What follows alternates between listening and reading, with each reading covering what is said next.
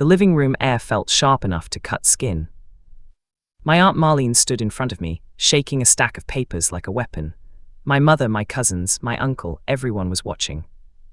Let's wait here before we continue. Please do not forget to like, share, subscribe, and also drop your comment below. Let's continue. You really think you can hide this from us? She hissed. Her voice rose until it cracked. You of all people dared to sabotage my credit, you disgusting little liar. Let's continue. I blinked, stunned. I'd come for a simple Sunday dinner.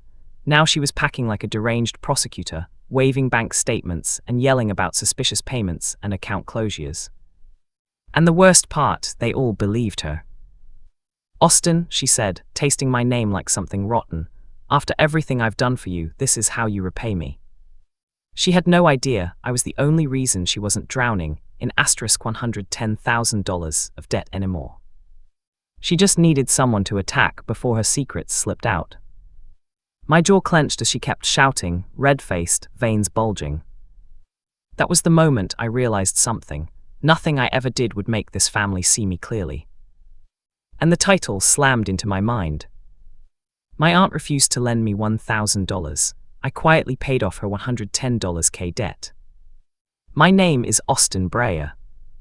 And before that day, I used to think I was the dependable one, the quiet guy who helped everyone, who never caused trouble, who kept the peace even when the peace wasn't meant for me. I never imagined my aunt, the same woman who used to brag I was the closest thing to a son she'd ever had, would become my biggest enemy. Not because of what I did wrong, but because of something she couldn't let anyone find out. To understand why everything exploded, you need to know what happened a year earlier.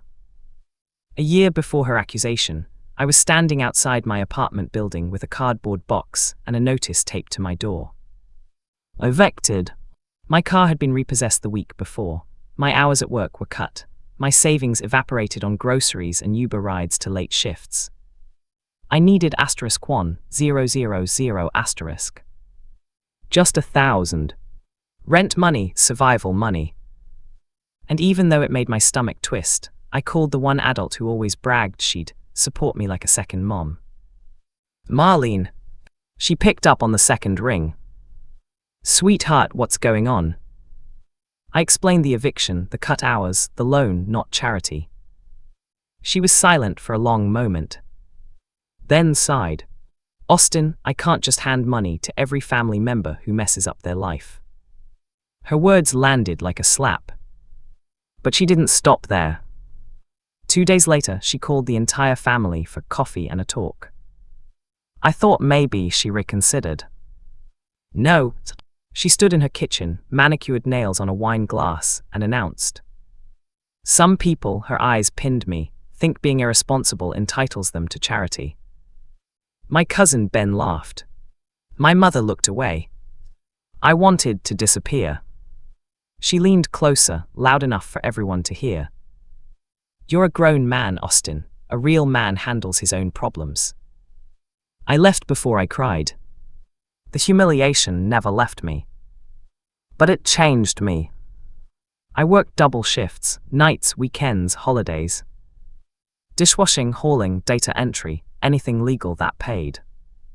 I slept on a friend's couch for almost 3 months. Every time I wanted to give up, I remembered her smirk behind that wine glass. Eventually, I landed a job as a junior data clerk at a small debt management agency. Quiet, numbers, order. And that's where everything shifted. One Tuesday afternoon, while going through digital files, I froze. Name, Marlene Ashford.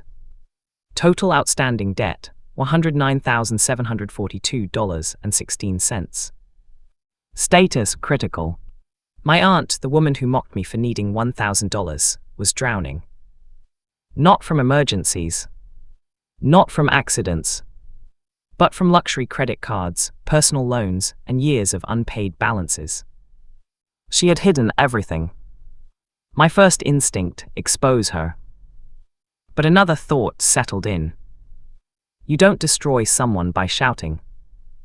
You destroy them by outgrowing the need to. So I made a strange decision.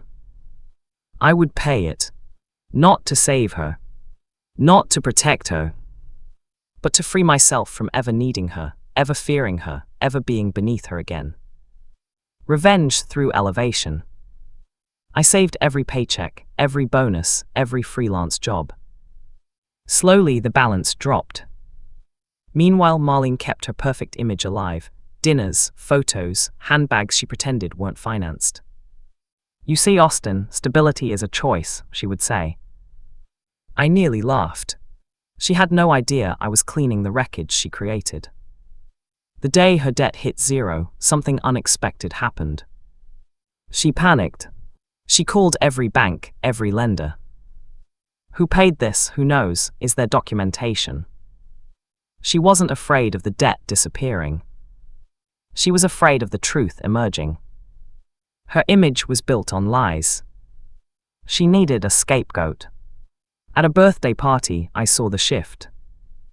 Marlene whispering in hallways. Pulling cousins aside. Eyes darting toward me. By dessert. Austin has been acting strange. He's snooping in people's accounts. The rumor spread fast. He's jealous. He's bitter. He's unstable. I said nothing. Silence is preparation. Then came the Sunday dinner. The ambush. Marlene storming toward me with papers. You accessed my accounts, you tried to ruin me.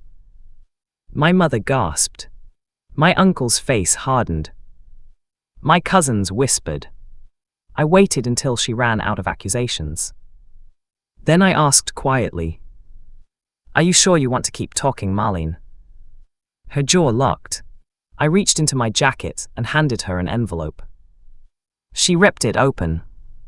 Inside, receipts of all 16 debt payments.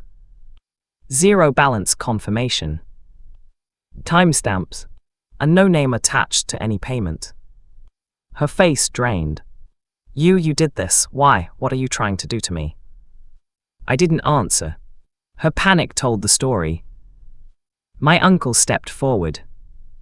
Is this true? She stuttered. She tried to twist it. But the cracking in her voice betrayed her. Finally, I spoke. I never accessed your accounts. Every payment was done cleanly, externally and legally. Ask the companies. She swallowed. So why? She whispered. I met her eyes. Because when you humiliated me for needing $1,000, I realized I never wanted to need you again. Silence flooded the room. Then came the downfall. Ben stood up. You told us you never had debt. My uncle added, you said those bills were identity theft. My mother whispered, how did you hide $110,000? And in her panic, Marlene screamed. I had to, the family, JUDGD me. Every lie she built collapsed at once. Her husband left the room and returned with a folder, hidden credit bills she'd claimed were fraud. He slammed them on the table. You lied to me for years. Marlene gasped. Her perfect world shattered.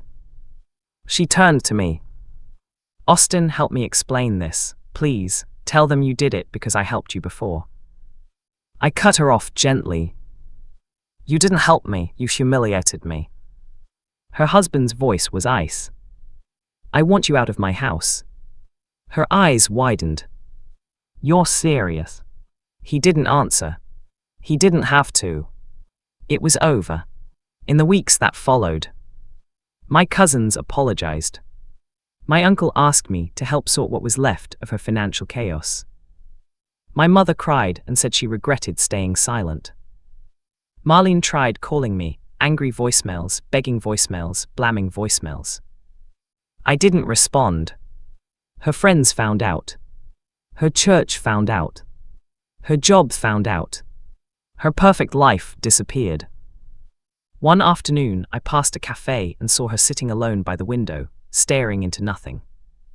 Makeup streaked. Hands shaking. No audience left. She didn't see me. I didn't stop. My life rose quietly. Promotion. A new apartment. A car paid in full. Savings. Peace. A year later, my mother asked, "Do you ever regret paying her debt?" I thought about it. No, I said, because it wasn't about her. It was about ending the part of me that needed her approval. People think revenge is loud. But the most devastating revenge is silent. Outgrowing the person who tried to keep you small. I never spoke to Marlene again. My life finally became mine.